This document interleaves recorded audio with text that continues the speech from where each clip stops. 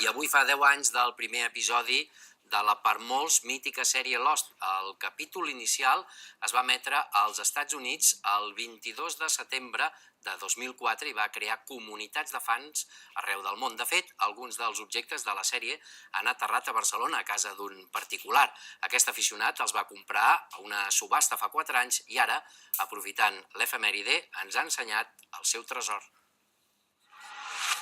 Fa 10 anys de l'accident de l'Oceanic Airlines del primer episodi de la primera temporada de Lost, la sèrie que va literalment enganxar més de 15 milions de telespectadors arreu del món.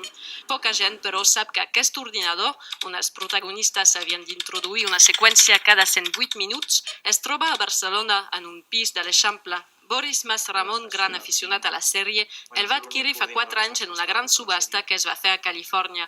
La cadena ABC va vendre 1 miler de lots, elements del decorat i peces de roba dels actors i va recaptar més d'1.800.000 Ostres, poder aconseguir l'ordinador. Jo pensava que era impossible que jo l'aconseguís. Pensava que algun sonat de qualsevol altre país entraria ja a la subhasta i el compraria, però bueno, vaig tenir la sort.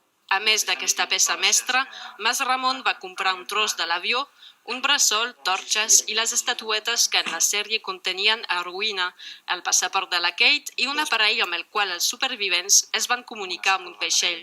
Masramon no ha volgut revelar el preu d'aquestes adquisicions, però considera que és una inversió. És una sèrie que passarà a la història de les sèries de televisió. Per això en parlem ara, de fet. Per una altra sèrie no s'organitzaria això d'una entrevista 10 anys després. Aquests dies, mig miler de fans de tot el món participen en un pelegrinatge organitzat a Hawaii, a l'illa on es va rodar Lost. Però els barcelonins que no es poden pagar el viatge encara poden celebrar el 10è aniversari de la sèrie al Bar Ma, el bar oficial dels aficionats aquí al Poblenou.